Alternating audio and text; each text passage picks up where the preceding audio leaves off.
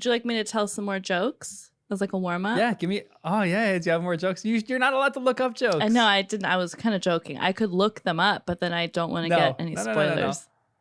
No. My favorite one is, how does Harry Potter get rid of a rash? Quit itch. Quit itch. And now you finally understand all these jokes, which makes it so much greater. Not the Dementor one, though. I don't know what Dementors are yet. I guess they're later in the book, in the series. I mean, do you have any guess what they are? I think I asked you that in the very beginning. They sound bad. They sound like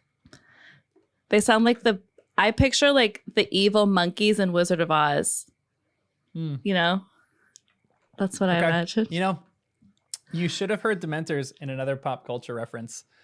And in The Office with Michael Scott. Don't think I don't know exactly what you're talking about. Do you know the line? With the Dementors. I forget how he says it in the context. What is it? Or what does he say in that scene? He's talking about like a movie he wrote? In the wrote? Dementors, he was talking about what was the worst part of prison, Mike? He goes, the worst part of prison was... That's right. Was the Dementors. The Dementors. His accent in that is so terrible. Good. Yeah. I know. But I can't say anything else with Dementors. You have to make guesses, and that's that. Okay. Hold on, sorry. Talking with your crew. I know. I'm literally trying to wait 1 minute because my computer is updating right now on my my other computer that I keep in front of me with all my notes. So. Oh, you have notes. Well, while we're talking, you have notes. I don't really have notes this time because we're done. But speaking of me making guesses for the future, now that we've finished book 1, I do know one of your tells, and I can tell you what it is in a moment. But now I know a totally new one. Looking back, when I have a guess that's correct, you sometimes act like it is the dumbest thing you've ever heard in your life, or you act so surprised by it. I said 2 things, and you're like, "Why do you think that?" When I look back, you're like, "Why do you think that?" Do you remember those 2 things? Well, one I think was who gave Harry the invisibility cloak, and I said Dumbledore. Yeah, you said Dumbledore. And you said, "Why do you think that?" Like you had like a little sass to it. But then when I guessed, maybe if there's a little bit more sass to my answers, that's when you know it's a tell. Maybe. Yeah. Well, when you act surprised, like, why would I? Like, you act surprised that I would say that. That's when I now know I might be onto something. Because also when I guessed something about, I knew something was going on with Quirrell's turban. I just didn't know what. And I guess I roasted you for that. Yes. Well, now I know that I was on the trail of something, and you acted like it was so ridiculous. Yeah, but here's the thing. For some of the stuff I'm saying is I act ridiculous for some things that you think are you might be dead right on. I act ridiculous for things that I think you're way off on. So my ridiculousness is sparsed in there a little bit, as well as my normalcy is sparsed into it. But I'm on to you now. You're on to me. Yes, I'm on to some of your things, because I'm on to you. Everyone this season is like, I really need to watch what I say, because you are like a detective for me. With the other guys, they're not so much as a detective for me. Like, they believe some of the stuff that I say, and like, yes, I've flat out lied to them about scanning. stuff. I'm constantly scanning. Yeah, you are just reading me the entire time. Kind of. Oh, your other tell, I'll just tell you, because I think sometimes you're trying to throw it off or not. Your other tell is sometimes there's a couple things I said, and you would go, "Oh," and you just slightly go a little bit higher pitch, and you go, "Oh, why do you think that?" "Oh, interesting." Or sometimes you say, "Interesting." And 2 things when I look back and I was right, your first reaction was, I say "Interesting." No, that's wrong. I say interesting for everything. Yes, but sometimes your tone changed slightly, and it's because I was onto something. Maybe. I think your tells are full of crap. But. No, they're not. They're just, the timing is something I can't predict, but The biggest one I'm taking away from book 1 is you act like I've said something ridiculous if I've said something totally true. Well, yeah, I for sure have done that one for this specific podcast too. I've done it because I knew that we were coming up to it, so I wanted it to sound so ridiculous, and why I wanted to like make fun of you for that. And then like you find out in the next chapter that Dumbledore gave what was it? That Quirrell's turban in the back of and the head, invisibility cloak. Yeah. I wouldn't have guessed he was on the back of his head or something. I also didn't know what's possible in this world and not. So I would have guessed something like Voldemort had taken the shape of the turban. So I didn't know, but now I know like he's the back of the head. So now I know a little bit like what's possible here. Yeah, for sure. Also, Wes says hi. Yeah, I see him. He's right in the screen. Hi, Wesley. He's just leaning against the wall. Hi, Wes. Little Ron Weasley over here. He still has all these briars in his fur. It's just so annoying. So I'm like picking them out. Can you shave him? I might. It's probably like his last summer cut. Yeah. Which isn't summer anymore, but get rid of it. All right, bud. He's a little mad at me. Yeah, he's like, no, thanks for asking. His face is definitely saying no. I don't want to be pet that much right now. Yeah. I know. I'm sorry. He's never been so present in the podcast. I know, yeah. Oh, he's because I think he was hurting before because I was ripping him off of him with a comb. I felt so bad. Poor guy. Yeah, I know. I'm gonna have to start doing reverse psychology on you for all this kind of stuff. Now I'm gonna really factor in. No, because then I'll pick up on that too. There's nothing you can do I won't pick up on. You can try, but I will. If you're trying to do reverse psychology, I will pick it up instantly. You're like Dwight. There's a lot of office references in that. When Creed is playing chess. Oh no, Creed. Yeah, Creed is playing chess with Jim. And he's like, nope. If you do that, I'll do that. If you do that, I'll do that. If you do this, I'll do that. Probably. You don't want to do that. I don't remember that. Go ahead and try. Do whatever tactics you feel you need to do, and we'll just see what happens, I guess. I don't know if this is a good thing or a bad thing, but some people in chat are saying John is a great liar. That's terrifying. I know. No, I'm a great liar for this podcast. That's it. Have you ever played Boulder Dash?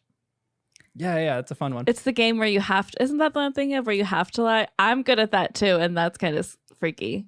It's like where you get a prompt and then you have to write something that sounds convincing so other people guess that you're the So I'm good at that, but like no, so I think it's good to be good at those games because you know your family so well. Like if you're playing with people that you know them so well, you know how to lie to them. Yeah. But you're not going to do that. It's like in real life, I'm not going to like, lie to my family and friends, but I know how if I wanted it. That's scary. If I wanted them to believe my Boulder Dash. That's still scary. All right. Answer me this. From I asked you this when we finished the live read. We will do the intro after this question. Sorry. This intro question. Very sorry. We're still in the preliminary stuff. Okay, sorry. How did you like the end of this book? Did it exceed your expectations? Did it underwhelm? Did it overwhelm? Was it on par? It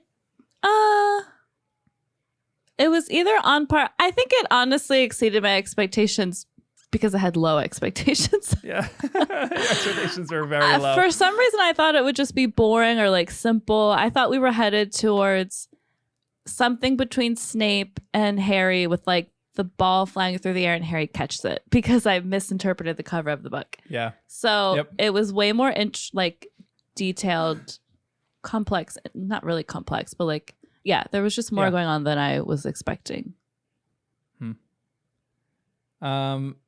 Are you somewhat excited to start the next book, or are you like, I feel like, Okay, so we haven't fully won you over yet. No, I'm sorry. I don't want to make anyone upset, but I'm just like, all right. No, that's great. This is great. People are loving your my journey. Your journey through this, yeah. So we'll see if you love it. Well, you've also any of these books, but you've also not talked book 2 up much at all. In fact, you've said it's the worst of the series, so there's not a lot of anticipation. Yeah, for sure. Book 2. You're like everyone. We're not going into that very excitedly. excitedly. Kind of is the least favorite. No, but I will say, and again, I say this for these books all the time, but every single book is a delight, and I love every single book equally. But book 2 is the worst. It's like people who say like, And- "Oh, I love all my children equally," Yeah, exactly. Yeah. but not number 2. Yeah. He's the least But favorite. I love all 7 of my children, but the second one is the worst. Yeah, I hate the yeah, second one. yeah. Welcome to the podcast. I'm John, I'm Abbie. and this is Harry Potter and the First Time Readers.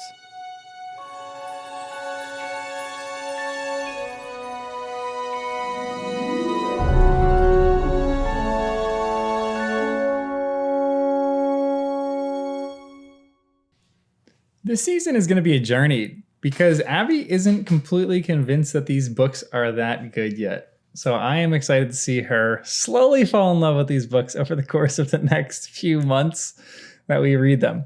But as you can tell, she is not fully sold on them yet. And we'll talk about that as we go on throughout this specific podcast. But I think this is fun because she's not sold. We're going to get to really good stuff later in these books. I think she's going to be sold eventually. So I'm very excited about that. But if you love this podcast, go give it a rating and review.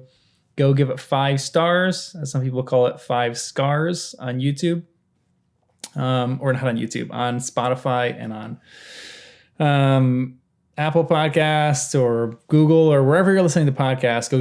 Go give it a rating and review. And then go subscribe to us on YouTube. That's where we do all of our live streams. That's where we kind of, that's like the central location for all of our podcast stuff, as well as our subreddit, which is r/First Time Readers. And we have a Twitter and an Instagram. First I'm Readers for the Twitter and First Time Readers for the Instagram. We have a Patreon, and then you can become a member on YouTube as well. And that is just ways that you can support the podcast. We also have merch, which is firsttimereaders.com/merch or shop.firsttimereaders.com. And we just have like some house shirts and podcast shirts and stuff like that if you want to get that. We'll probably start coming out with more as soon as we are able to. But that is all of our merch at the moment. Go check it out, even just to go look at the merch, see if you want any of it. That'd be sweet if you want to support this podcast in any way. And I think that's about it. This is a surprisingly short podcast for the last 3 chapters of this book, but it's all right. It's action-packed with a lot of good stuff in this, and then we are going to keep carrying on. We're taking a breather for season 1. This is season 2. Wow, okay. We are picking up our breather from season 1. So the season 1 crew is back, and we are starting to read Deathly Hallows right now, which is very exciting. We just finished a live read and a discussion of chapter 1 of Deathly Hallows, and it is so enjoyable for me. It's like my favorite thing ever. And then we are going to take a slow breather or a slight breather from season 2. Abbie is going to take like a 2-3 week breather, and then we'll be back with Chamber of Secrets soon. We might do the movies, a live viewing of the movies, but I have to convince Abbie of that. And if she's already listening to this podcast and she's watched the movies, then I'll have a side discussion with her about that. But enjoy these last 3 chapters of Harry Potter and the Sorcerer's Stone. People are in a heated debate right now about how the second book is better than I'm making it out to be. Harry's true fans are coming to defend him. Yeah. Okay. All right, let's jump right into chapter 15, The Forbidden Forest. Can you give me a summary of The Forbidden Forest? I know it's probably been a little while since you've reviewed, but give me a summary of The Forbidden Forest. That's when they had just gotten caught on the tower, so they get detention. And Filch leads them into the Forbidden Forest for their detention. Then Hagrid takes them. They're hunting for a unicorn that's been maimed. And in their search for the unicorn, they come across 2 centaurs, which was a real curveball. You're rolling your eyes at centaurs, Yeah. but you don't know. You're okay with dragons, but you're not okay with centaurs. Yeah, there's no rhyme or reason to what I like and don't like. So they come across these centaurs. The centaurs have like a weird warning about the stars are bright tonight, or the moon is something about how they're like Mars. Yeah, it's really Mars bright is tonight. bright That's all they keep saying. And so it's like they feel like something is like coming. And they eventually, one of the kids, I forget who, sees the unicorn on the ground and a hooded figure. Oh, wait. am I getting this confused? When does Harry see Quirrell in the classroom? I think right after this. Okay. This is their detention. Okay, so I'm getting order mixed up. Okay, so they're in the Forbidden Forest. They see a hooded figure drinking blood out of the unicorn, and then the hooded figure walks towards Harry, and his lightning bolt really hurts worse than ever. And the centaurs rush him back to like Hagrid, or the centaurs are just like they have to get him out of the forest. So they ride him out of the forest, and Harry goes back and tells Ron and Hermione what happened. And when he's going to bed that night, the invisibility cloak is back under his sheets with a note, just in case you need it, or something like that. Yeah. It's a cute little thing, right? Interesting. Which at the time, I couldn't help but wonder if it was Dumbledore, or when I read that, possibly McGonagall put it back. Okay. Because remember how Who put it back? Dumbledore. Yeah. Okay, good. I'm just making sure that you know. Well, that was who my original guess was. And then you threw me a curveball when you said, what if it was McGonagall? And I hadn't really considered that before. But let the record show that my first guess was Dumbledore. Yeah, for sure. 100%. Your first guess was Dumbledore. You nailed a lot of predictions in this book. You missed a few, but you nailed a lot. I mean, one of your predictions was you thought Harry was going to catch the Sorcerer's Stone on a broom, just like the cover showed. And it was just him playing Quidditch. So that was a little off. Well, I but misinterpreted you nailed a few the really cover. Good ones. I was led astray by the cover. I didn't know it was just like art related to the story. So I forget the order here. So it might have been the next chapter, but when the kid, it is the next chapter. Okay, so that's how 15 ends. And then in 16, oh wait, do you want to stop here and like have a discussion? Yeah, let's just go. We can go right into 16 now. No, yeah, let's stop here and have a little discussion. Okay, sorry. There's one cool thing, and this is something that we always mention when we hit these chapters, but there's like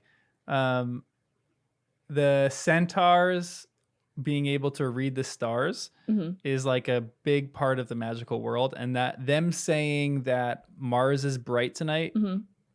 Do you know what that actually means astrologically? No. Other than they knew something was like danger. Yeah. So it was dangerous, but because Mars was bright, they knew it was dangerous. Mars is the Roman, I think it's Roman, yeah. And it's the bringer of war. So when they're seeing Mars being bright, they're thinking that war is coming soon. So that's why Mars is bright tonight. There's a lot of danger coming. That's like their whole thing. So is that foreshadowing for the whole series or just the end of the book? Yeah, it's a good question. What do you think? Well, I asked you first. I can't answer your question. I don't think that we're done yet with the war. I think it's both. I think it's foreshadowing towards the end of the book, and I think it's also foreshadowing for the whole series. Yeah. So you think that there is going to be more war in this series? Well, absolutely. Voldemort is not gone. He's just like his spirit has floated off somewhere. Yeah, for sure. And we'll talk about that as we hit the end too. But this chapter kind of opens up, and there's a weird line in here. I always thought this one was kind of weird, but it says, this isn't the weird line, but it says, it was the first time Hermione has ever failed to answer a teacher's question. She was staring at her slippers as still as a statue. And McGonagall says, she's never heard of this before, and this is the first time she's ever heard of 4 students being out of bed. Oh, yeah. I always just think that's ridiculous because she's been teaching at the school for years, and she's never heard of 4 students out of bed. I'm like, come on. Yeah, she's just trying to shame them. Yeah. So, what are your feelings on McGonagall after all of these chapters? Do you like her more? Is she like a little too stern for you? What do you think of McGonagall? I think my view of her has stayed the same. She's not warm and fuzzy like Hagrid, but she ultimately does have their back. Like she's just doing what's needs to be done to like keep the students in check, to keep the school in check. She's enforcing the rules. So I feel like I see kind of what she's like, at least so far as a character, and I feel like it fits. Yeah, for sure. And then at this point in the books, when you were reading at this point, were you convinced that Snape was the main assailant? Yes, because everything leads you to that. I mean, even like the book is leading you to that. Quirrell was on my radar. I know. Yeah, he was. You were very good at that. But I didn't think he would be like the main bad guy. Mm-hmm. But I thought Quirrell and Snape were in cahoots together. So the fact that Snape wasn't the main bad guy did surprise me. But you still think he's bad. You don't like Snape at all.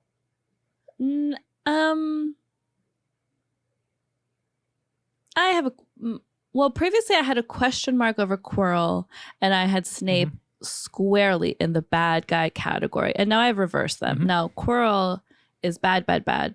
He's dead now. But now Snape has a bit of a question mark. He's still been awful to Harry, and we know a little bit more of his backstory. So I don't fully trust him, but I don't know if he's fully dark-sided, because he was actually trying to like in the Quidditch match, we learned he wasn't trying to put a spell on him. And then in the other Quidditch match, when he wanted to be the referee, it says that he wanted to protect him or look out for him or something. So just so you know too, I am like in my head, I'm so in my head right now of trying to hide any sort of anything from you, because everything that you say, for this whole one, you were looking at the camera, like everything that you said, I feel like you were studying my face. Not really. No, I'm just maybe I'm sitting too close to my camera. So yeah, you talked about Sorry. You talked about the Quidditch matches too. Tell me about the Quidditch matches. Well, no, they were saying that I guess it's Dumbledore, maybe we're skipping ahead. Dumbledore explains that Snape didn't put the curse on him. It was Quirrell, and Snape wanted to be the referee, whatever, that day to protect him. And then Snape was trying to get that information out of Quirrell in the room one day to see how far he had gotten to the Sorcerer's Stone. So it's like he was like defending Snape's like motives the whole time, or like, so why so Snape still has a question mark over his head, but here's one of my questions for you. Why wouldn't Snape turn him in? I don't know. Why wouldn't Snape turn him in? I don't know. Well, I still don't know if they were in cahoots. Like the day that the troll came into the school, I always suspected Quirrell had something to do with that. Okay. Because Quirrell is the one who went up to Dumbledore. So I still don't know if Snape and Quirrell were in cahoots that day. I guess I still have some question marks. Okay. So there's a question mark over a few people's heads right now. So we'll... I shouldn't have told you that I know what your tells are, because now I can see that you're trying to keep your face totally blank. No, I'm not gonna like go crazy into like overthinking my reactions, because I know exactly how I react and why I react to certain things that you say, and I'm trying to hide certain things and trying to give you false sense of security. So we'll be good. Okay. What was did you think that this was an extreme detention for them to send them into the Dark Forest? Yeah, that seemed a little bit. Detention is so dangerous. Yeah, why did they send the kids into the Forbidden Forest? Yeah. That seems a little bit above. Like, would you send kids into like save a burning building? No, you would send firefighters in there. And then on top of that, Hagrid thinks it's smart to split them up. And put Neville and Malfoy and Fang together. Right. And send them into the Dark Forest to go find something that Hagrid has just said that he's never seen before in the Dark Forest. And it must be incredibly dark because it's killing the most pure being. Yeah. What do you think of unicorns? Doesn't that feel a little much, a little unwise? Yeah. Yeah, the unicorns coming up was just like, okay. All right. But if there was a dragon there, it would have been fun. Yeah, give me some dragon's blood. Dragon's blood would have saved everyone. What was the worst punishment you got for a detention as a kid? You don't have to answer personal questions, but did you ever get a bad detention as a kid? I feel like you were kind of a rule follower. I got detention once. I don't remember why. I probably was late.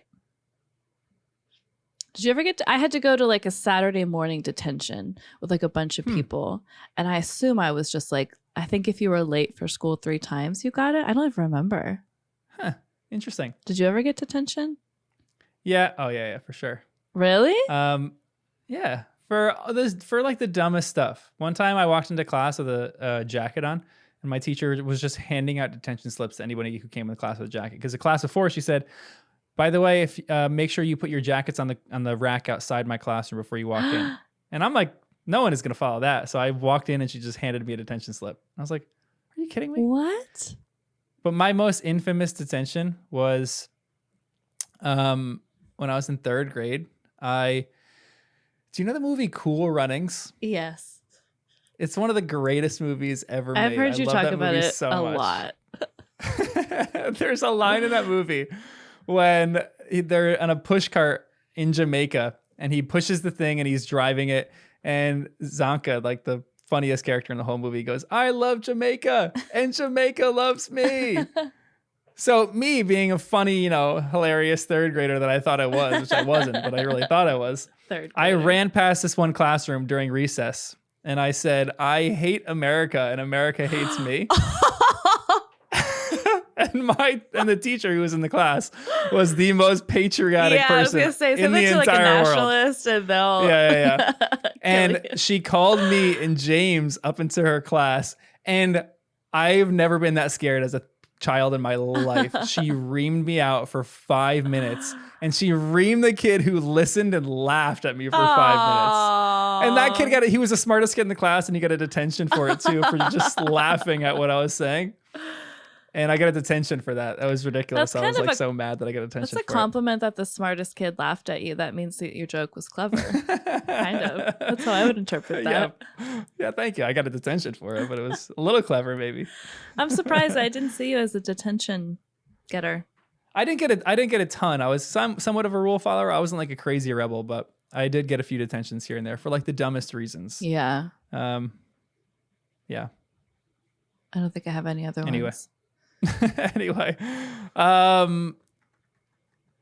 so let me find it. Oh, this is a funny little line when Fang goes, or Malfoy goes, I want Fang, said Malfoy quickly, looking at Fang's long teeth. All right, but I warn you, he's a coward, said Hagrid. And that was like exactly Wesley. That's my dog right there. He looks a little fierce sometimes, but he is an absolute coward. He doesn't. He looks like a teddy bear as a dog. Yeah, he's in a good way. Like a teddy bear. It's pretty Who's cool. Fang? I can't keep everybody straight sometimes. Which one's Fang? Fang is the boarhound. Hagrid's dog. Oh, that's right. Okay. And Fluffy is the 3-headed dog, right? Yeah. Okay. Yeah. Do you think that we're going to see like Fluffy or Norbert or any of these other creatures again? Oh, I hope we see Norbert again. Okay. Of course. Typical. Yeah, I think Norbert. Or the centaur. Do you think we're going to see the centaurs again? I hope we don't ever see the centaurs again. I hope they disappear into the forest to never be seen again. The dog, I would think, Hagrid's dog. I don't know if he'll be a main character, but yeah, for sure. Hopefully his dog won't go anywhere. Yeah. Is it also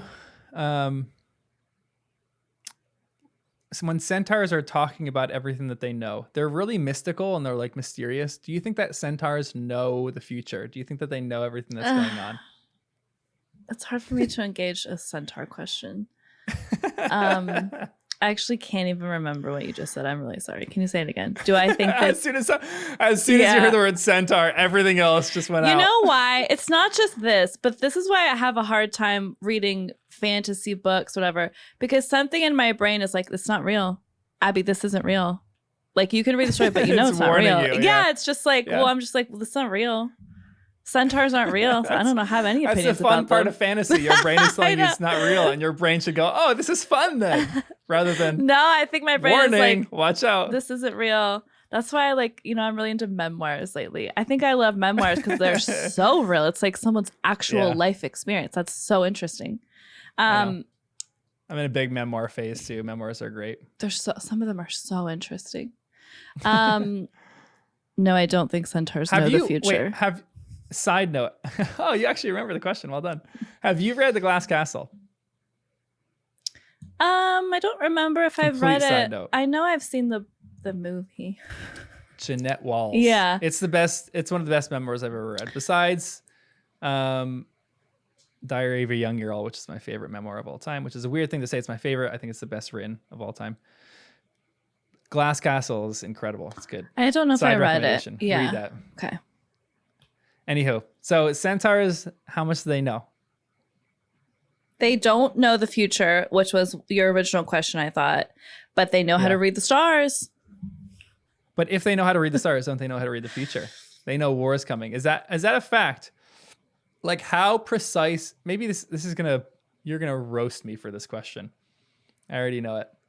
How precise of a art is divination?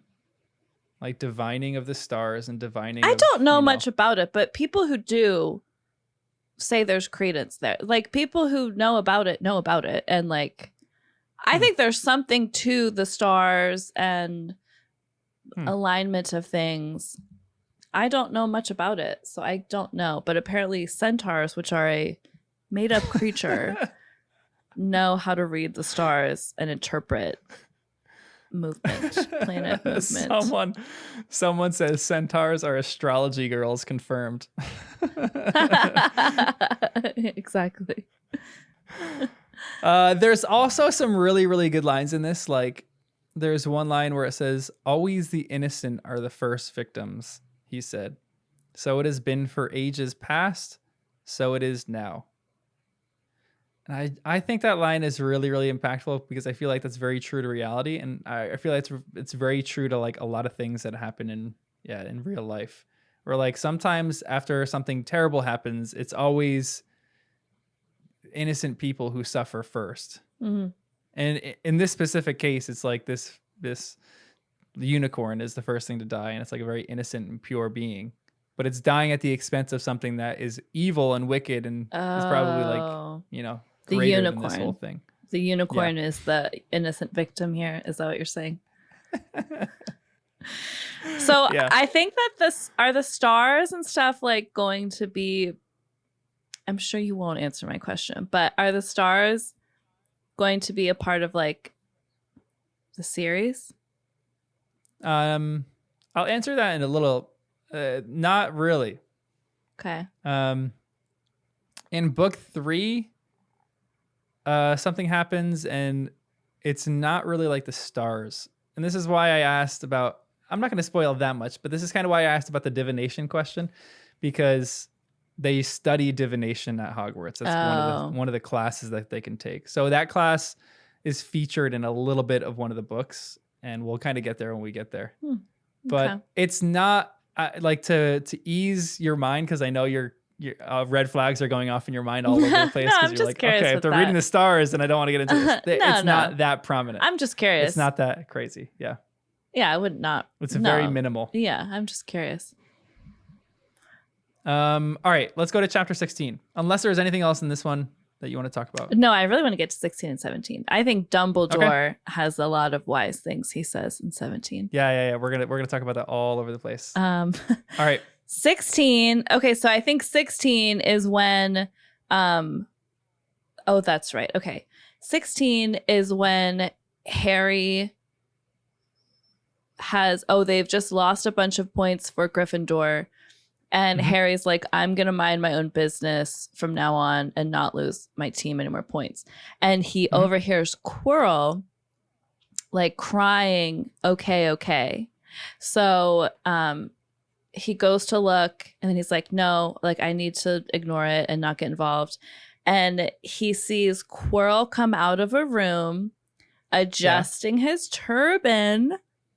Yeah. And he doesn't, and like another door is like ajar on the other side of the room, and he assumes that it was Snape, but you never see him. So I was thinking we don't know that Snape was on the other side of that room. There's no evidence to show that. I don't know if that was chapter 15 or 16, but even when I heard that or read that, I was like, I don't know if it's Snape. I think it's something with the turban. So anyway, Quirrell. Interesting. You even thought that when you were reading it initially. Yes, because you never see Snape, and it says he was adjusting his turban as he came out. Yeah. And I've always had suspicions about that turban. So I didn't connect all the dots, but I was suspicious. And then, so I forget how they realized that the Sorcerer's Stone is, and then Harry has a realization. He needs to go talk to Hagrid. Hagrid has been tricked into taking this dragon egg by the hooded creature. So Harry is like, we have to go to Fluffy tonight, and it's like we have to go to the Sorcerer's Stone, otherwise Voldemort or Snape is going to get it. So the book is leading us about that. Yeah, too. But the book is also leading us to think it's Snape because Harry thinks it's Snape. Yeah, for sure. For sure. So basically, they have their little voyage to pass Fluffy down into like the tunnel, and then all the different like sections or whatever you want to call it to get to the Sorcerer's Stone. So they do the chess thing, the flying keys, the logic thing. Yep. And then, well, I guess 16 ends right when he gets into the chamber, but it's not Voldemort and it's not Snape. So you're left with a real cliffhanger for just a moment. That really got you for a little bit. Didn't know what to expect. I didn't know if a good person or a bad person was going to be on the other side of the wall. I know. You're almost like hoping it was Dumbledore or something like that, but Quirrell is it was Quirrell the whole time. But I have to say, sorry, go ahead. No, you go ahead. Well, you asked a question one time about Hagrid and if I thought he would be like good or bad or whatever. And I thought, I don't think he's bad, but I think if anything, he could potentially just be like a weak link, like gullible. Yeah. And that's exactly what happened, where he was well-meaning, like didn't want to do something bad for the dark side, but he was tricked by Voldemort. Exactly. Yeah. You nailed that one too. Like you're nailing personality theories, which is translating to like how their actions actually work out. So Hagrid, you're like, he's loyal but aloof, and that was exactly how his behavior manifested. Yeah. He's well-meaning. So, but actually, what do I get for all of my right guesses? You've never actually answered that. I feel like I need like a prize. When did you ask that? I asked and you were like, I'll play a clapping track, or I don't know what you said, but I need like a prize I'm working towards. Everyone in chat is clapping. No one is clapping. Don't condescend. I need an actual present or prize. Give me emojis. Everyone put some emojis in the chat of Abbie or of clapping for Abbie. Well, I know you can't see it, but I'll see it and I'll translate it to you. Don't believe you. As soon as they start coming, I'll let you know how many we get of clapping emojis just for you for getting, because there's a 20-second delay on the stream. Oh, interesting. I gotta change that. I gotta always boost the latency up. So sorry about that. Oh, we're getting clapping. Lots of clapping right now. Well, you asked for it. It does. Thank you, everyone, but it's not as meaningful if you have to ask for it. You were the one that asked for it. No, I said I want a prize. What is my prize? This is the prize. This is the prize that you're getting. All this clapping. Oh my goodness. There's so much clapping. I would like a different prize. What a nerd. I'll think of something to give you. I'll think of something for all your right predictions. We can make this a game. We can make it so I have to try to deceive you, and the more that you get wrong in a book, the more points I get. Okay. And you have to give me a prize, but the more you get right, I have to give you a prize. Well, I'm kind of into that, but the odds are stacked in your favor, not mine. You know the whole book. Yeah. Yeah, for sure. But we'll consider. We'll brainstorm that. No, I'll get you a prize. We'll prize you up with something. People are saying, this is Abbie's podcast now.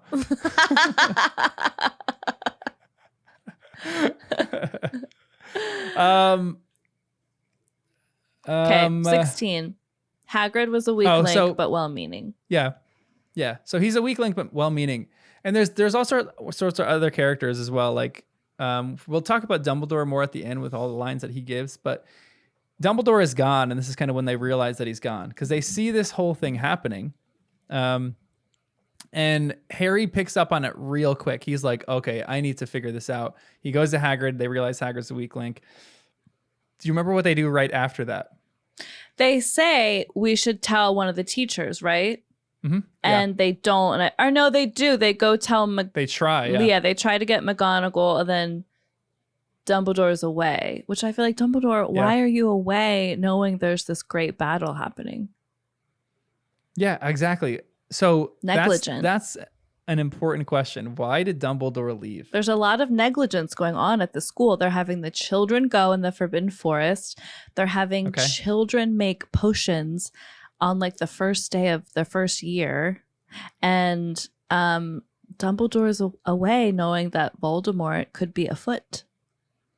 Okay. A lot of oversights here. So it's interesting that you mentioned that with Dumbledore and his oversights, because I want to talk about that for a little bit, and we'll probably talk about this more as we go on. Okay. But do you think that they're oversights, or do you think that he's purposefully doing this for maybe to grow Harry in some way? Maybe. I think. Is he? Yeah. Go ahead. No, is he what? Is he just like a mastermind of a planner, and like, is he orchestrating everything that's happening in these books? Well, he is orchestrating some things because he did give him the invisibility cloak, and he coincidentally came back right as Harry was like getting attacked by the Quirrell Voldemort thing. So Dumbledore like seems to know enough of what's going on. Maybe he knows everything that's going on, but he's not just like coming out and saying it. Well, actually, yeah, I think he is calculated, because at the end then when Harry asks him questions, there's one specific one. He's like, I can't tell you now, but when the time comes, I can tell you. So I think he is calculated. He is very, because in that sequence too, he's like, I'll answer any question that you have, Harry. That I can. I can't answer that question. Yeah. You'll find out more later about that question. So, I think the calculatedness of Dumbledore is an interesting one. We'll touch on this one as we go on too, because that's something I want to return to see like how much you think because there is like a sub theory here that Dumbledore left on purpose because he knew that Harry needed to go through this, not necessarily on his own, but he knew he needed to go through this like partially on his own in order to confront Voldemort and do everything. Because he says like he was flying, and then halfway through him flying, he realized he needed to be back at Hogwarts, so he like reversed, and there's a lot of weird stuff. I don't buy it. Well, what do you think about or I guess it's the next chapter, but well, I'll just ask the question. You can come back to it if you want to. But at the very end, Hagrid comes in and he's crying, and Hagrid's like, I'm so sorry. I put you in this. I told him. And I think Harry is one who's like, no, if it wasn't you, it would have been someone else. Do you think that that's true? Yeah. If Hagrid hadn't messed up and gave away the secret. I don't know. You never know. Yeah, that's a fascinating one. I think this is the first instance that you get that you learn, at least to some extent, Voldemort is a pretty good manipulator. Like he knew exactly who to attack first, and he knew how to get it too. He knew to make Hagrid drunk, and then he knew Hagrid was going to give him the information, because Hagrid is kind of trusted with some of this information. So if Hagrid wasn't in the equation at all, I still think Voldemort would have figured out a way to get that information from another teacher or another source. Yeah. But because he's such a master manipulator, just in this section alone, he went to the weak link first. Yeah, that's true. Yeah. That's true. Yeah. Good point. Thank you. All right, everyone, clapping emojis for me now. What do you think Dumbledore does on a day-to-day basis, though? He runs the school. He's got a lot of administrative tasks to take care of. Okay. Maybe he raises grants. Maybe he raises money for the school. Oh, he's a part of the Ministry of Magic. I think that's where he was going. Yeah. So, have you ever seen the Key and Peele sketch where they do the American School of Witchcraft and Wizardry? That's No. in like the ghetto. No, but I love Key and Peele. No, I've never seen I gotta that. send you that one I'll because look it in the up. beginning they're like, now we don't have the endowment that Hogwarts has, but we're making do with what we got. No, that's And then there's one hilarious. scene, one of my favorite scenes is he's like talking about their Quidditch team, and behind them, these little kids are flying around. He's going like, most of our kids are flying mops back there. He's like, we got 2 little kids that are flying Swiffers. They got little Swiffer. No, I've never seen that. So funny. That's hilarious. I It's love so good. Key and Peele. I Maybe know, I'll it's so get it. good. I wouldn't have gotten it before, but maybe now I'll get it if I look at that clip. I'll look it up. Yeah, exactly. I'll send it to you, so it'll be fun. So how do you like Harry's resolve on this whole thing? Because there's a bunch of different lines, like this is the one where he says, or Hermione says, "You can't," said Hermione. "After what McGonagall and Snape have said, you'll be expelled." "So what?" Yeah. shouted Harry. "Don't you understand? If Snape gets hold of the stone, Voldemort's coming back." How do you like Harry's resolve there? Do you think he's being responsible? Do you think he's being smart? Yeah, well, I think he's standing up for what he knows is right and what needs to be done. And I can't help but think about the Enneagram. And that, to me, just confirms more that he's an Enneagram 9 because there's certain times where, like, Enneagram 9s can be kind of just, like, passive or, like, go with the flow until you reach something that's, like, you know is right or wrong, and then you really dig your heels in. And so there's several times already where you see Harry like really dig his heels into a situation like, no, I'm doing this. This is what needs to be done. So to me, because I like think about the Enneagram, I can see it like that. But regardless, he's just standing up for what he really believes is like the right thing to do. Is that a pretty typical thing of 9s where it takes a lot to upset them, but they have like, if you cross their boundaries, that's when they'll that's when they'll go. I think so. I think it's probably common. Yeah. It'd be fun to see a 9 be a villain in one of these can stories. we do I want to do a poll. Well, one, I'm curious like who knows about the Enneagram. I think asking what people's Enneagram is might be too specific because I'm curious if it's even like if people are into it or not.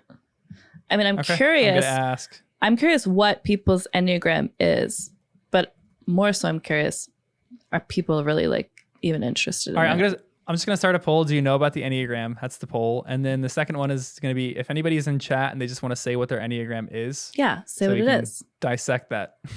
Yeah, so we can psychoanalyze you. No, I'm kidding. Yeah, exactly. Well, if it's like not interesting to someone, go ahead. Sorry. Most people aren't. There's. Yeah. A lot of people don't follow it. It may not. But if you know what your Enneagram is throw it out in the chat. Enneagram is like a different version of Myers-Briggs. Yeah. And there's 9 types of people. It's like a long test online. It's like a little bit of an annoying test, but it's kind of interesting. It's like it's kind of fun. I have definitely learned a lot about myself through that test. Mm-hmm. So if you want, that'll be your homework assignment for everyone watching. Go take the Enneagram as soon as we log off. No, but gosh, let me tell you something while we're talking about it. It's so spammy online. It's so hard to find one that is free. There are some legit ones, but you have to pay for. And then the free ones just get so spammy. Like I had 2 friends. I don't want to get too off into Enneagram talk, but no, this is great.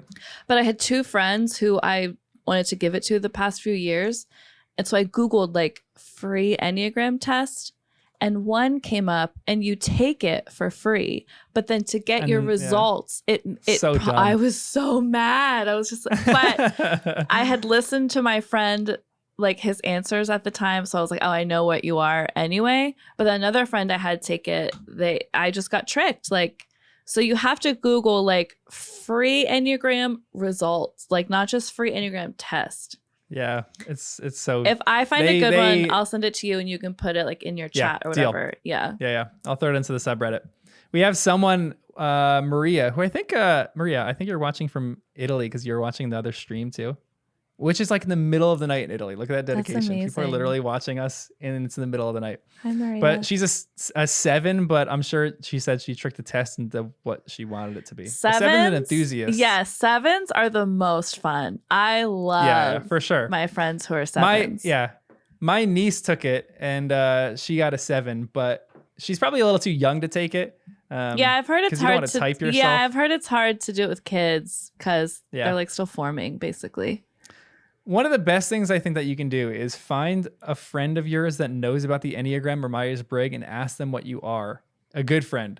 Because for a long time, I did think I was a 4, but then I remember the first time that I took the quiz, I came to you because I knew you were super into it. I was like, Abbie, I just took the Enneagram, and you started cackle laughing, and you're like, you are a 5 to a T. I've never met someone who's more a 5 than you. You are. And then my results were like definitively and clearly a 5. Yeah. Like there was a little bit of 4 in me. I'm like a 5-wing 4, but it was like very, very 5. Yeah, you're the 5est of all 5s. Yeah. Yeah. Well, it's funny because you used to say, I think I'm a 5 with a little 4. And I was like, that's what wings are. Like you're describing like. Yeah. I didn't know that at the time. Yeah, so thank you for guiding me through that. I like the Enneagram. This is the last thing I'll ever say about it. Not really. I like the Enneagram. I think the Myers-Briggs is interesting, but I'm more into the Enneagram. The Enneagram does have like a whole history that I don't fully understand, but it has like spiritual roots, maybe. I don't know super about that, but I like the Enneagram because it has a more like internal, like the Myers-Briggs to me is like, this is how you process information. This is how you process like everyday life, how your brain works. And the Enneagram is more like, this is what motivates you. This is what you're craving internally or afraid of internally. This is like, it can go much deeper if you like. It can be just kind of like a fun personality theory, or it can actually go deep if you want it to, like into like your true self and like how you operate deeply. So I think deep fears that you have, strengths and weaknesses that you have, it's like everything. It's very in depth. And you can really grow from it too if you want to like engage with it more. But anyway, so back to that's Harry, what we talk about. But back to Harry Potter, yeah, he's really stood up for what's right. Yeah, because that's like a 9 is, what is the 9? It's a peacemaker, right? Yes. And a peacemaker doesn't necessarily describe Harry that much. Like he's not necessarily the biggest peacemaker, but everything that a 9 is what Harry is. Like very, very similar, very close. There's also like a stubbornness in 9 stereotypically. So I think to me, this is where I would interpret it as like, he's stubborn in a sense. Maybe it's not the best word, but like he's determined what he's going to do and no one's going to tell him otherwise. I think it could be like, there's also wings, with Enneagram. And so if you're a 9, your wings would be 8 and 1. And the 8 Enneagram is definitely has like a heart for justice. And so I see that in Harry, where he wants what's true and right and good and just. Yeah. And so it could be partly that, like he knows this is right and Voldemort's wrong, good and bad and stuff like that. So he's fighting for what is just. Yeah, for sure. And then Ron is like the loyalist too, right? Because there's one of my favorite lines in this whole chapter is when Harry's talking about what he's going to do. And he says, I'll use the invisibility cloak, said Harry. It's just lucky I got it back. And then Ron says, but will it cover all 3 of us? And Harry's shocked because he's like, you guys aren't coming. But in Ron's mind, he's like, yeah, of course we're coming. Like, is it going to cover all 3 of us? Yeah. And I love Ron in that moment so much. His friendship with Harry is one of my favorite things in this book. I love it. Yeah. They've got each other's backs. Yeah, Ron is such a good friend. And Hermione we have is Neville. too. Yeah, Hermione's become a really good friend to them. I love that. And then Neville's standing up for what's right. He has this line, I won't let you do it, he said, hurrying to stand in front of the portrait hole. I'll fight you. He took a step forward and Neville dropped Trevor the toad, who leapt out of sight. Go on then, try and hit me, said Neville, raising his fists. I'm ready. I love Neville's, even his arc in this book too, where he's like terrified kid. Yeah. And then he's standing up to people. Yeah. Yeah. That's true. I like in this chapter too, where they all have, the three of them, I mean, Ron, Harry, and Hermione, all have like a very key role in going through each of the like things to get to the Sorcerer's Stone. Like Hermione saves the day with the logic one. Ron saves the day with the chess. Yeah. Like they couldn't have done it alone. They needed each other to like do it. I know, which is so good. And I'm going to bear with me for my nerdness for a second. But in the Lord of the Rings, there's a big thing about who's the best character in the Lord of the Rings. Have you ever seen the movies, Lord of the Rings? No, never. Oh my gosh. It's the 3 greatest movies ever made. But there's a big debate in who is the greatest person in those books. There's like something called the Fellowship of the Ring. There's 9 people in that. And everyone debates about who's the best. A lot of people say Samwise is like really the main character in that, but none of them are the best. It's like all of them need to complement each other in order to get to this like this beautiful little community, this beautiful fellowship that they have. And I think the same is true in these books with Harry, Ron, and Hermione. They need each other desperately. And I love how the end of this book leads us to like showing how much they need each other. Yeah. If they didn't have Hermione, they would have no like actual logic. They wouldn't be able to solve a lot of problems. Ron for his just loyalty and dedication. Ron, I love in this too. He was the one who pushed them to go ahead. He's like, you need to go solve this. I'll sacrifice myself. And I know this is going to be what we need to do. Like you guys go ahead. Yeah. And then it's just like so much beautiful friendship happening in this chapter. They're relying on each other. They love each other. It's like, I love it so much. Definitely. Yeah. With the chess one, especially, I was like, ooh, we know Ron has good chess skills. I know. This is perfect. I know. It was so awesome. And then I love when they get caught by the plant, the devil's snare. And Hermione knows what it is. Yeah, and Hermione knows what it is, but Hermione's like, "Oh man, I wish we like had brought a lamp or like light. I wish we had some." And then Ron goes, "Have you gone mad? Are you a witch or not?" She takes out her wand and says Lumos, and then it like shrivels and goes away. But I love Ron's sassiness too. So that's one of the questions is always like, what does this book teach kids? But this is a really good picture of like not one of them could have done it alone. Even Harry, the star of the show, they needed each other and they all had different strengths that came up when it was needed at different times. So they all relied on each other. Is that what she's teaching children? Yeah, I mean, that's a great question. Well, I'll ask that at the end. What do you think she's teaching kids through this book? I think there's a lot of stuff that she's teaching because Dumbledore says a lot of really interesting lines at the end, but there's one specific one too. And this is even a line. But Harry, what if you know who is with him? Well, I was lucky once, wasn't I? Said Harry, pointing at his scar. I might get lucky again. Hermione's lip trembled and she suddenly dashed at Harry and threw her arms around him. Hermione! Harry, you're a great wizard, you know? I'm not as good as you, said Harry, very embarrassed as she let go of him. And there's just like such beautiful little moments of friendship there. And I think friendship... Who said that to who? Friendship. Hermione said that and to Harry Harry. are talking. Okay, sorry. Yeah. And there's a key to this, which is like friendship. Friendship is like one of the biggest themes in these books. Mm-hmm. Like it is just like the keystone of these books. Yeah. And you just see that forming. It's just a beautiful thing. I love it so much. Agreed. Which one was your favorite test out of all of them?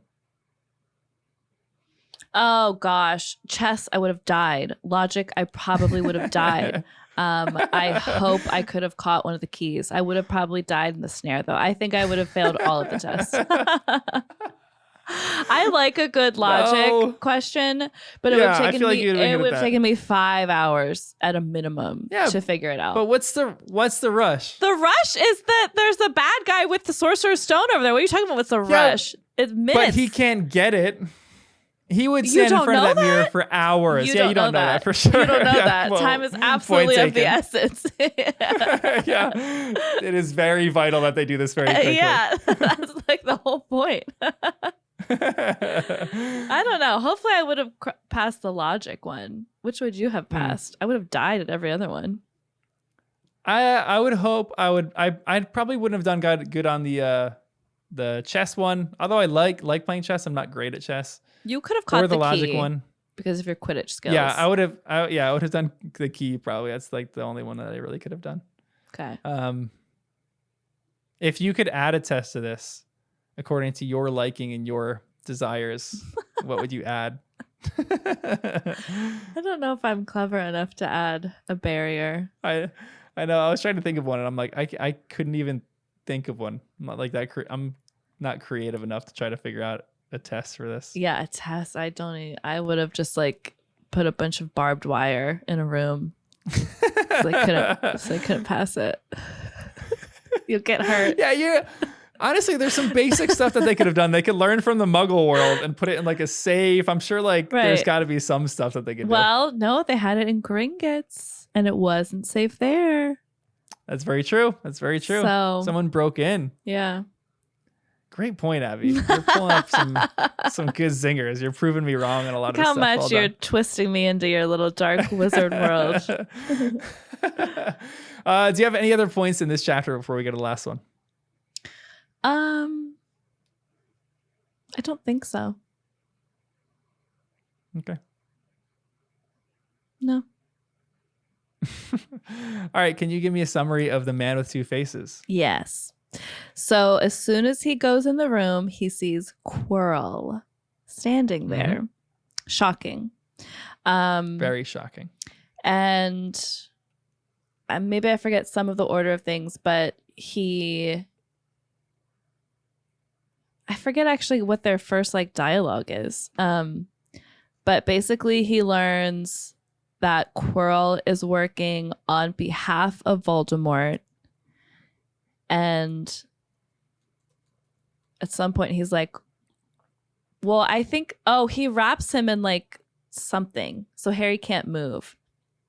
Yeah. But then they see the mirror and Harry's like, I want to get to the mirror first, but I don't want to make it obvious. I want to try and trick him. I want to lie to him. So at that point, Harry knows that Quirrell is working for Voldemort, but doesn't know about the whole turban thing yet, I don't think. Yeah. So he tries to trick him and look in the mirror and lie to him. And a voice starts speaking, he's lying. And it's like a high, like shrill voice, I think. And so I forget what exactly is said, but Harry was like, is that Voldemort? Like, let me talk to him. So then Quirrell takes off his turban and turns around, and the back of Quirrell's head is Voldemort. Was not expecting that one. Yeah, right? Isn't that a wild one? That's like a little bit of a... That's weird. A freaky end to a story. Yeah, I would never have expected that. But now I know it's possible in this little world. Yeah. So you would never have expected that, but you did expect Quirrell. I had suspicions about Quirrell and specifically the turban because of the way it's talked about. And I did think there was a connection between Voldemort and the turban. But I would have never guessed that it's like the back of his head is. You thought he just had like a microphone in his turban or like a GoPro. I thought he was using it as like a seeing eye, and like he could see out of the turban and like, Quirrell was working on behalf of him. But I didn't think that he had taken the shape of the back of his head or something like that. So anyway, so they're fighting over the mirror. Or no, he's trying to lie. Voldemort says no, he's lying. It's in his pocket. And it really had gone into Harry's pocket. But then Harry starts touching Quirrell and he's like screaming in pain when Harry touches him. And so then Harry was like, let me touch his face, basically, and like try to kill him. And then there's like a loud boom and it goes dark. And then the next thing you know, Harry wakes up a few days later in the hospital with Dumbledore standing over him. Yeah. Yep. And then Dumbledore has a whole like discourse with him and like explains a lot of the stuff that's going on. Yes. So they have like he lets Harry ask some questions. Harry's like super concerned about the stone. And so Dumbledore explains, okay, actually, we do have some things to talk about here because Dumbledore explains, Harry's like, what about the stone? And Dumbledore is like, it's been destroyed. I spoke with Nicholas Flamel about it. He's going to take some elixir to get his affairs in order, and then him and his wife, I think, will die. Perenelle, yeah. Okay, so it's not the elixir of life. It should be called the elixir of a very long time, not of life. Because if you drink the elixir of life, you would think, oh, I'll live forever. And he's not going to live forever. He's going to live for a very, very, very long time, an unnaturally amount of long time, but that's not forever. So I do take issue with something being called the elixir of life when it's not the elixir of life. So you can write a note to JK and say, can you make an edit in your book and call it the elixir of a very long time rather than the elixir of life? That's not it. If you want to get technical with it. They talk about that. Okay, Harry's first question to Dumbledore is why? Oh, that's right. His first question is, why did Voldemort kill my mother and not me, or something like that? Yeah. And Voldemort says, I can't tell you, but I will tell you later when you can handle it, basically. Which is interesting. So why? I suspected you would ask that. I don't know, other than it's just like knowledge he can't handle yet. I think if Harry knew the truth, it would just be too much. Like, I could... Dumbledore... Go ahead. No, you go ahead. No. No, you. So Dumbledore has this weird line too, where he says, let me find it. The truth, Dumbledore sighed. It is a beautiful and terrible thing, and should therefore be treated with great caution. Yeah.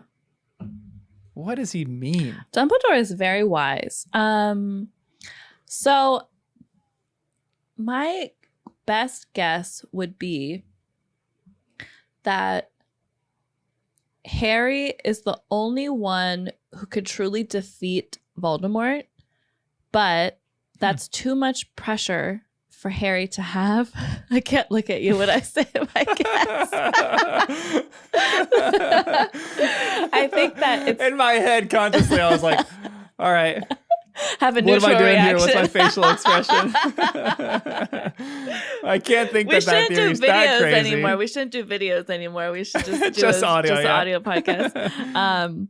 I think that if Harry is the only one who could defeat Voldemort, for example, that would be too much pressure for him right now, because he's just a young pup. He's just a new wizard. He's only learning the basics, and it's too much pressure and expectations for a child to know. So when he's older, when he's learned more skills, when he's had time to develop, maybe then he will learn he is the savior, so to speak. And he's the only one who can defeat this dark evil force that is Voldemort. Yeah, it's a good guess.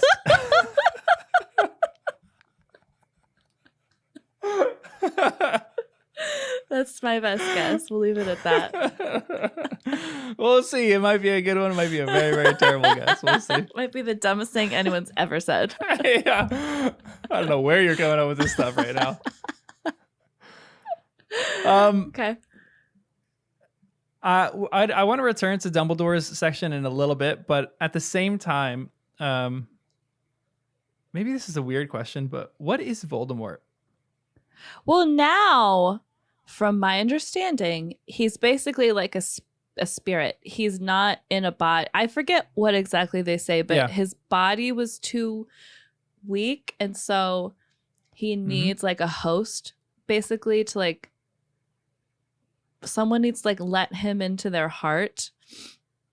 And so he needs like a host to live in, because he doesn't have a body, or his body was weak or something. And so I think that in my mind, he's like a spiritual like entity floating around, looking, roaming to and fro for his next dark victim.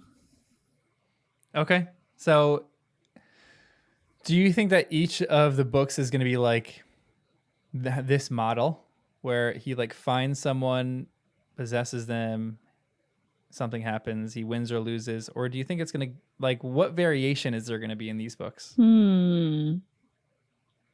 I don't know. I think he's going to make an appearance. I don't know. I doubt it will be the same exact each time because that feels redundant, but I think eventually I could see him just taking shape again and entering into a body and being present in the story. But I don't know. I don't know. Maybe he returns and starts to like build his army. Maybe. A dark army. Stop studying me. Can't Stop looking say. at me. No, I'm thinking. I'm just saying. I can't rule it out. Interesting. What was the tone of voice I say when I say interesting? Oh, interesting. No, that was very subtle. It was more subtle. You just said, "Oh, interesting, huh? Interesting, huh?" Like that. My voice goes a little higher. Huh? Like that. At the same point, Dumbledore has a lot of wise lines, but Voldemort does have like pervertedly wise lines. He has this one line, "How touching it hissed. I always value bravery. Yes, boy, your parents were brave. I killed your father first, and he put up a courageous fight. But your mother needn't have died. She was trying to protect you. Mm-hmm. Now give me the stone unless you want her to have died in vain."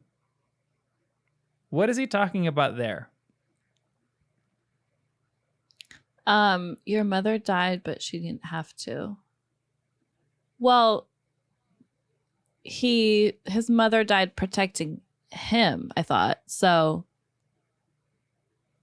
yeah, so his mother died protecting him, but this is one of the questions that Dumbledore or that Harry is kind of interested in. But why is Dumbledore after Harry? You mean Voldemort? Yeah, sorry. Voldemort. Why is Voldemort after Harry? Yeah, well, I don't know. My best guess is that there's like a spell on him, or there's something about him that he can defeat Voldemort, or he can defeat like darkness. Yeah. I don't know, to answer your question. You've circled around that wagon before, and I don't know exactly. You have no answers. I don't know what specifically, other than I guess maybe like a side question onto this too is, why did he only want to kill the father and say like, I could have spared your mom?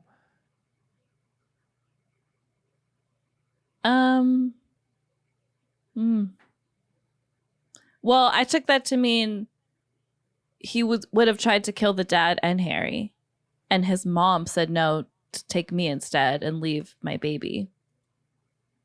Yeah, okay. Maybe. I think they were trying some like spirits to I don't know really. I don't know everybody's ages. I know now that Snape and Harry's dad, well, and the mom, all went to school at Hogwarts together. Yep. I don't know where Voldemort falls into that though. Voldemort is significantly older than all of them. So Voldemort is 50s or 60s. Snape is early 30s, like very early 30s. And yeah, Harry's parents would be early 30s. They had Harry, I think, when Lily was 21. So they were young when they died, which is like even more tragic. They weren't like, they didn't like get married and wait a few years to have kids. They got married, had Harry pretty quick, and died at 21. Dumbledore is significant. Dumbledore is older than Voldemort. So we'll kind of go through some of the ages as they hit, but you'll kind of find out how old Voldemort is a little bit more in the next book. We'll get there when we get there. We know that Harry's dad saved Snape's life. Yeah, for sure. What happened there? I don't know. I'm sure there's a story, and I'm sure it will come up in the future.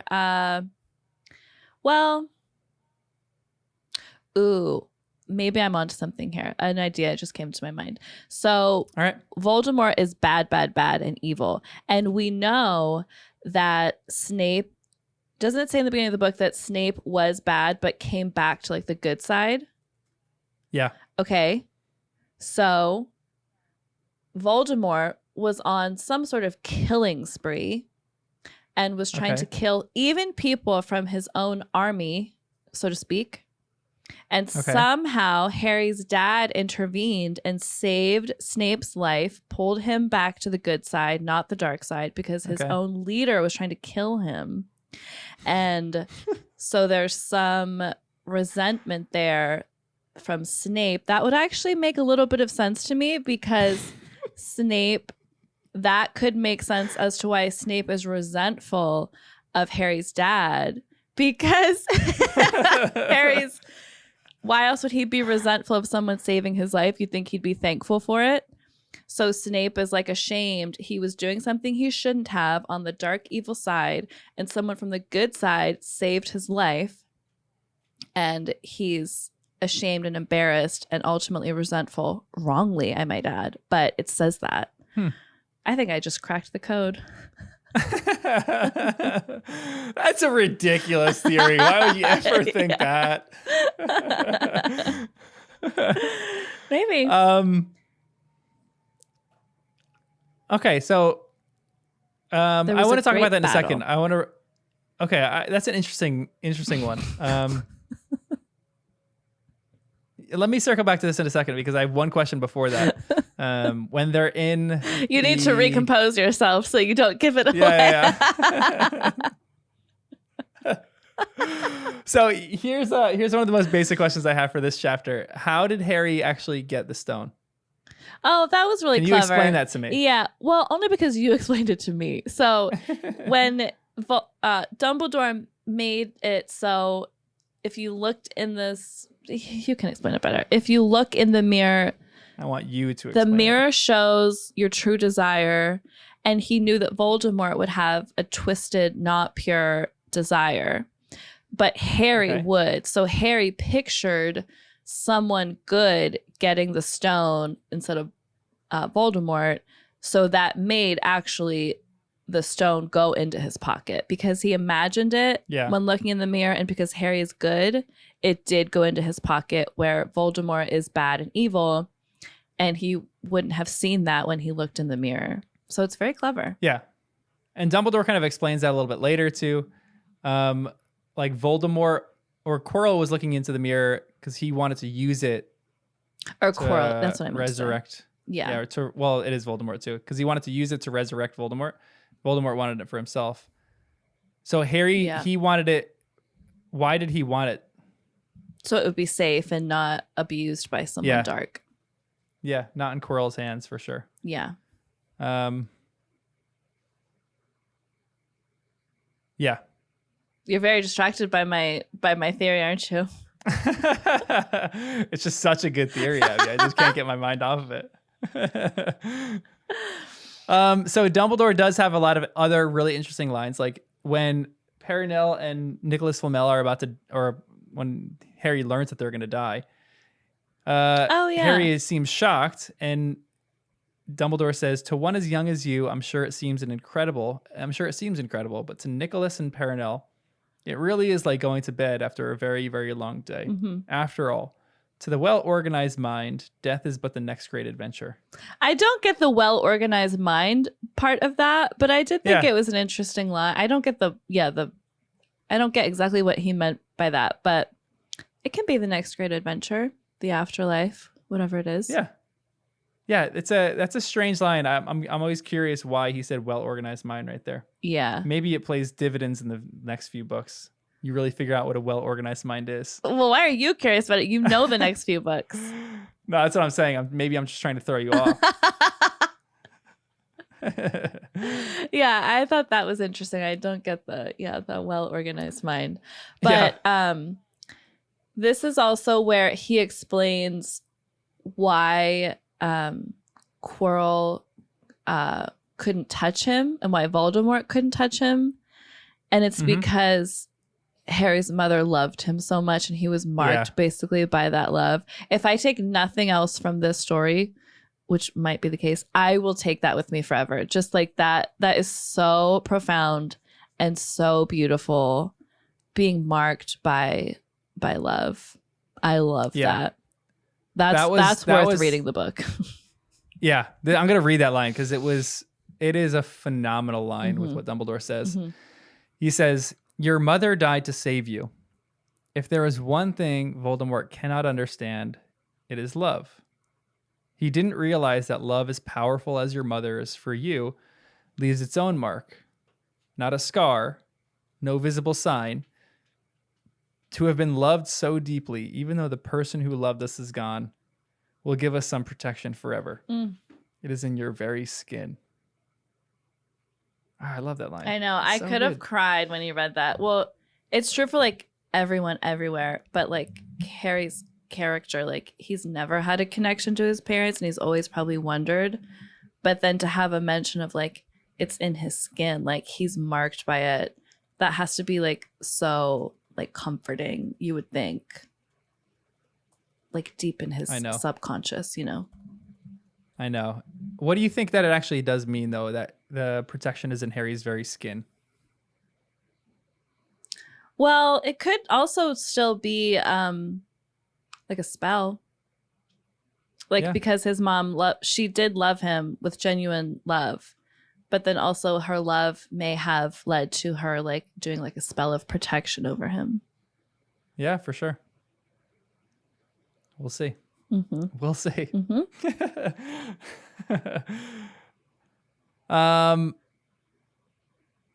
This is one of the questions I asked you before, but do you think that Dumbledore actually meant for Harry to go after Voldemort? I think so. Now that I think about it. Yeah, I think it was calculated. I think he only let him go so far knowing he would ultimately save the day or like save him if he got in trouble. But I think what Dumbledore does, I think what Dumbledore does is calculated. He gave him the invisibility cloak. He gave it back to him when he lost it. Not a coincidence. So I think he came to that one. Dumbledore came to that one Quidditch match, like the house, like a big game. So I think Dumbledore is tuned into what's going on more than meets the eye. Very much, very much, very much. And there's part of it too where like you really do think that he is in a weird way like orchestrating the whole thing together. Like he does seem a little bit like passive in this book to some extent, but the fact that he was on his way to London and that he turned halfway around, it's almost like he like laid out all these things. Because there's even the one part that I loved in their dialogue when Harry talks about Nicholas Flamel, because he talks about the elixir of life and he's like, but Nicholas Flamel will like die. And Harry or Dumbledore says, "Oh, you know about my friend Nicholas?" He's like, "You really did the thing proper, then, didn't you?" So like Dumbledore was leading him to this to some extent. Not everything, but he was definitely leading him there. This is a test. Yeah, I did see that line and I didn't really know what that was about. Like what thing did he do properly? But that would make sense. It's the test that Dumbledore set before Harry. This has been a mission he placed him on the whole time. Why do you think that he put this test in front of him? It's very simple. It's very obvious because he is the chosen one. Dumbledore really needs to grow him and nurture him so he's in tip-top shape to lead the good army one day and to defeat the dark forces of the wizard world. It's very simple. All right. I'm sure of that. Do you think that there's any doubt in Voldemort or in Dumbledore? And this might sound like a bizarre question, and maybe this is just a left field question, so don't think too much into this. Do you think that there's anything in Dumbledore that thinks Harry might be too like a Voldemort replacement, and so he's like putting this stuff in front of him to test him in a negative way? No. Okay. Next question. I think Harry's been marked by something. I don't know the spell that was put over him by his parents, if that's even what happened. But I think he is marked for the good. I think it's just a matter of will he grow into the wizard boy that he's meant to be, the wizard man that he's meant to be, and grow in the skills and the level of responsibility and power. Okay. Interesting. He won't be turned to bad because because Dumbledore says too, when he saved him, Dumbledore is like, "Oh, you were good." But Harry is like, "Well, I couldn't have kept him off much longer." So it's like Harry had a limit. Yeah. He could have been destroyed. Yeah. So Dumbledore came in at just the right moment. So Harry can handle some now, but not the full weight of like Voldemort's evil darkness. Which is again, Harry can only handle so much at this moment. So with, like, physically and mentally. Dumbledore is training him up. Okay. He's strengthening him every year. Okay. Until he leads the revolution in the last book. All right. Well, we don't have to read it anymore because you're nailing everything, Abbie. Every point that you're making is just so good. I'm sure of it. Oh, well, the chapter ends, Joe. I didn't finish my summary of the chapter. It ends with they all get all the points back that they lost, and Neville gets 10 points then for being brave. My boy. And they my win. Guy, Neville. Gryffindor wins, though. How rigged is the point Whatever system? It's cut. Yeah, it doesn't make any sense at all. I know, it's ridiculous. There are so many memes out there of like Slytherin's up ahead and Dumbledore's like, "Oh, Harry, you tied your shoelace, 60 points, so you can win a house cup." You know? Yeah. I mean, they did defeat Voldemort, and I think like 50 points for each of them is a little low, compared to preventing the Dark Lord from rising again. They probably should have been like a lot more points than that, but they still won, so it doesn't matter. Yeah. This is a really weird question, but at the beginning of the book, Dumbledore talks about how Harry is better raised away from the wizarding world. Mm-hmm. Do you think that his personality would have changed much had he been raised in the wizarding world by people who knew his story and would feed into that? Yeah. Well, we did talk about that before, and yes, I definitely think so, because he may not have been so humble. Like, he grew up, if he would have known his whole life he's the chosen one, he's the star of the show, I think that it could have shaped him much differently, and he could have had like a chip on his shoulder. He could have been more conceited or full of himself, but he's not that way at all. He's like very innocent, unassuming, and like eager to learn. Where if he grew up really conceited, he may not be so open to like learn what is needed to like be a good wizard. He'd be at like Hogwarts signing autographs for students, and he's not like that at all. So I think that's one thing you love about Harry so much is his humility. Yes, he's just humble boy. Yeah, he's a humble boy. Very typical of nines, you know. Doesn't think too highly of himself. Yeah, I think that's probably partly why. Which is a good quality to have, I think. Anything else in this chapter before we go into the final questions? I don't think so. What are your general thoughts on Dumbledore? Do you like him as a character? You think he's like a little bit of an oddball, but do you like him? He's odd. Yeah, I like him. I think he's like a wise grandfather. I think I could see him more as a 5, just because you can't really like read him that much, but like he's taking it all in. He has a plan. Like he knows what's best, and because of his age, and like he knows what's best in the bigger picture. He knows like what he wants Harry to do, and just like the wisdom he's saying at the end, it just feels like I don't know. I get 5. The sense he could be a 5, but I'm not positive. Okay. Sorry, I'm typing something in chat. How good my predictions are. Everyone is saying, wow, her predictions are good. Take a poll. Are my predictions amazing or not? All right, I'll take that poll for you. Give Abbie some pats on the back. No. Are Abbie's predictions No. good? No, I don't want it anymore. Yeah, because I'm not even gonna. I wouldn't even share the results of that Yeah, poll. I with you. know. So don't do it. Yeah. Put the this is a Enneagram good- question in your Reddit. Aren't people more engaged with Reddit like over time? Yeah. So put the for sure. Enneagrams. I'm just curious if other people are into the Enneagram Yeah. and what numbers they are. And we'll send the good tests too, so people can take. Oh, that yeah, and I'll see have to what they Google are, it. And they can kind of understand it. Because for this season, we're going to talk about it a little bit more. Also, we're going to invite either one or two of our other friends on, married couple on, and we're going to do like a summary of the whole book. Yes. And they're all into personality theory, or at least she is. I think he is her husband too. Probably is too. Yeah. I think he is. very Yeah. much.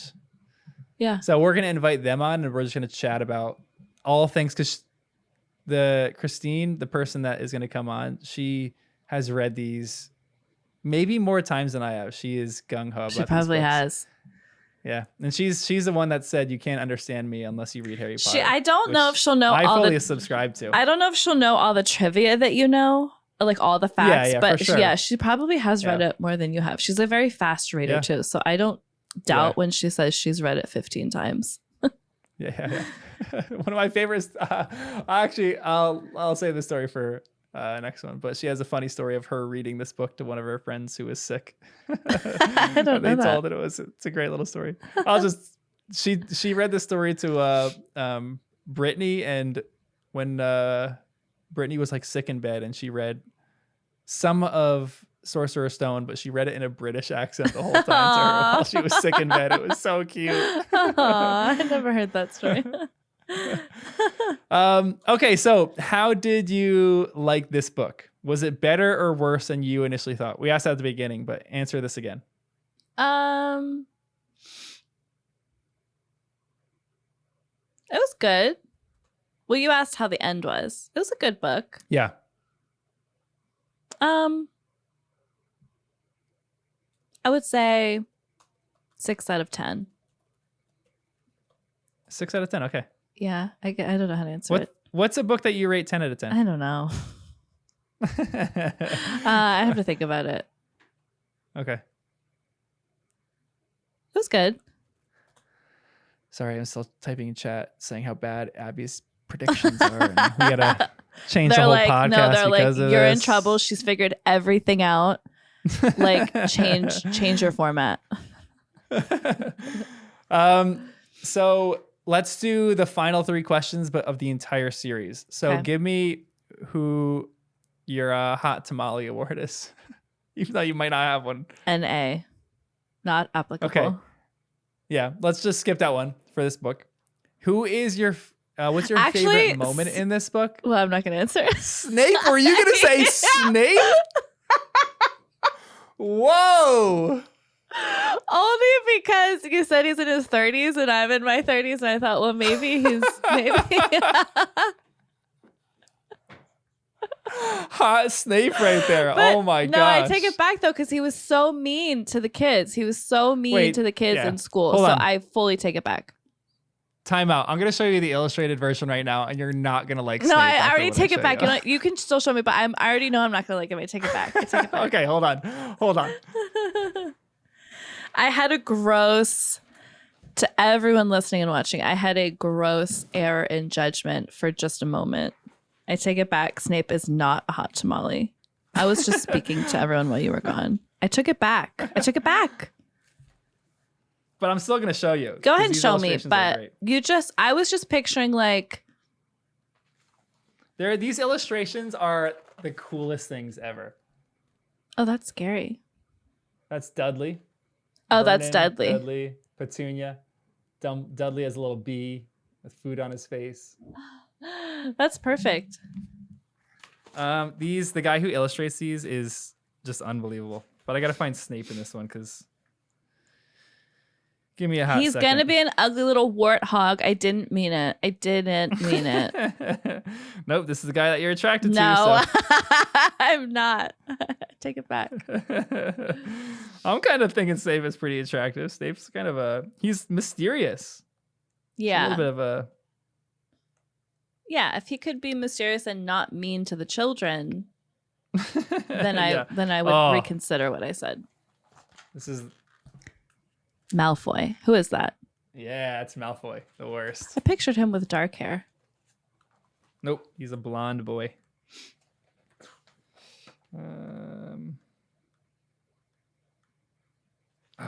Another good one.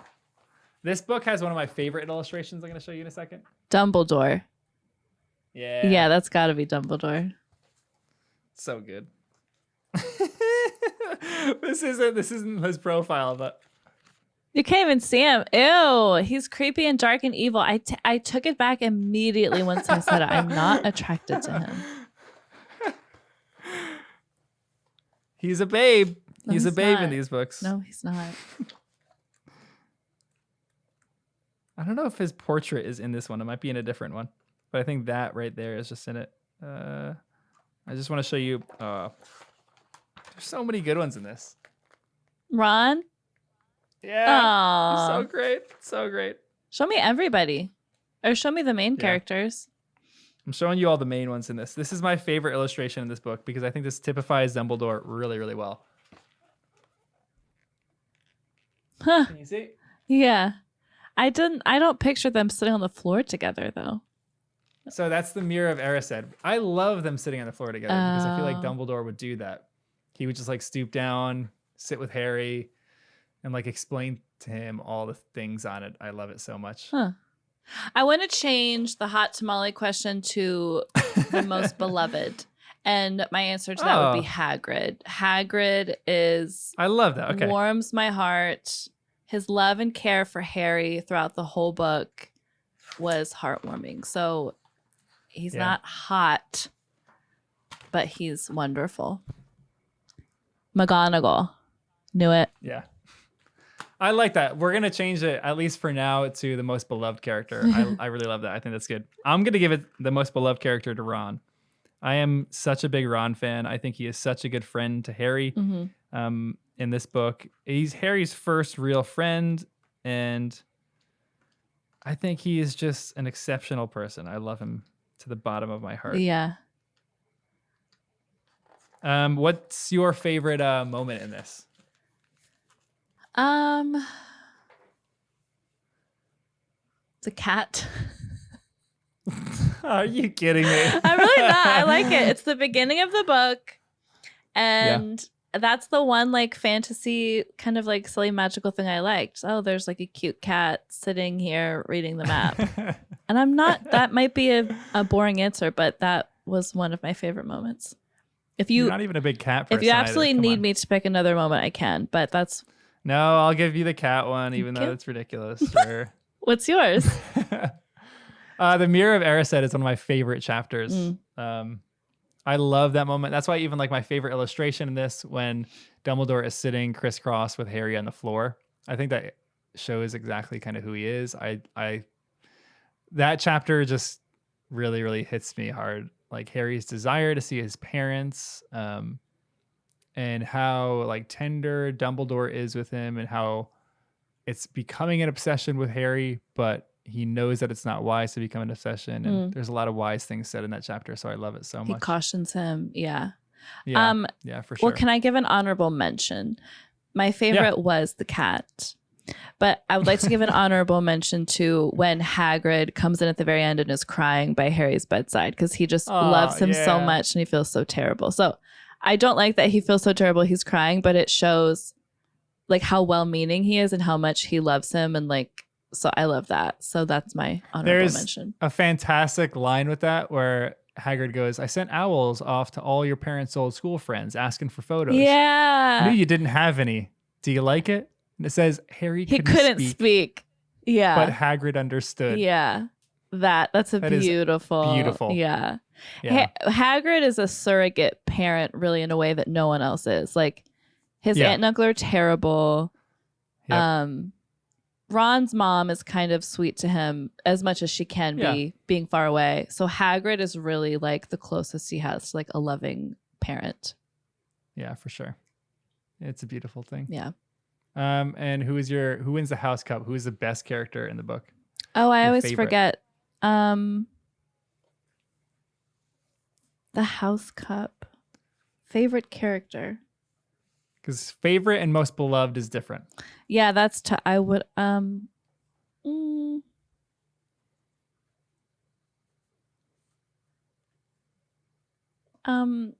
don't you go first and give me a moment to contemplate? I'm gonna be boring and say Harry is my favorite for a few different reasons. The book is called Harry Potter. Henry Potter. It's his book after all. Yeah, it is his book. But I think it's a remarkable thing how resilient this kid is, and how he is so humble and doesn't think too highly of himself.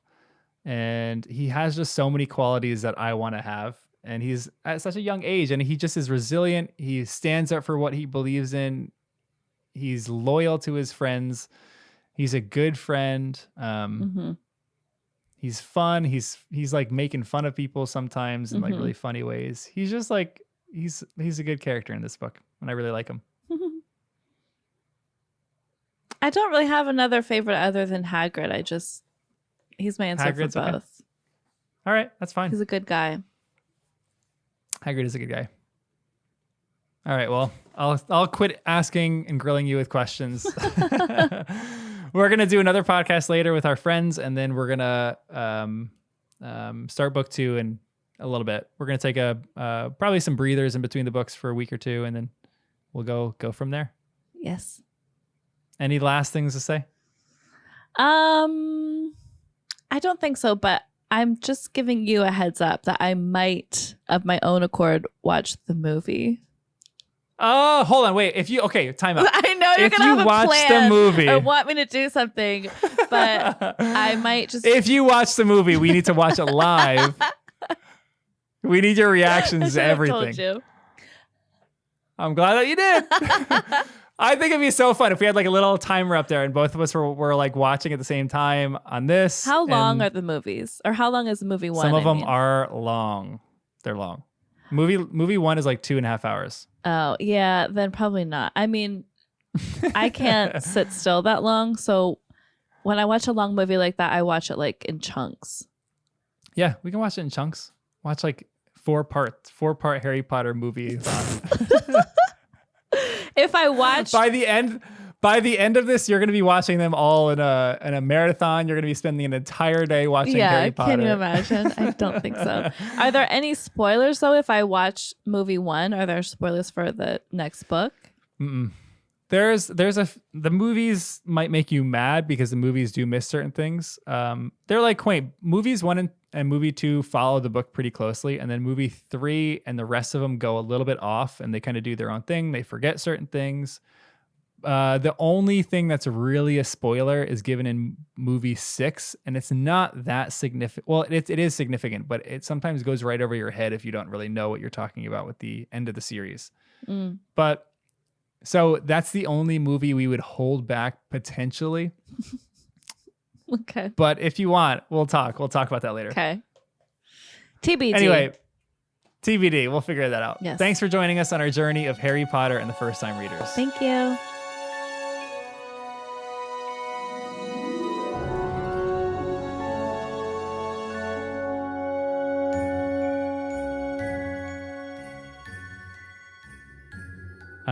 Tell her that the movie fundamentally changes the characters and has spoilers. Well, if it had spoilers, I would hold back. But if it doesn't, I know. I don't want you. There's a purity when you read the books, and you have, because right now in your head, you're not thinking of Daniel Radcliffe. But I am, because really? Yeah. When I know Hermione is Emma Watson. I know that. Yeah. So I am picturing some people. I don't know who everybody is, but I know who the 3 kids are. I know who those actors are. So I do know what some characters look like.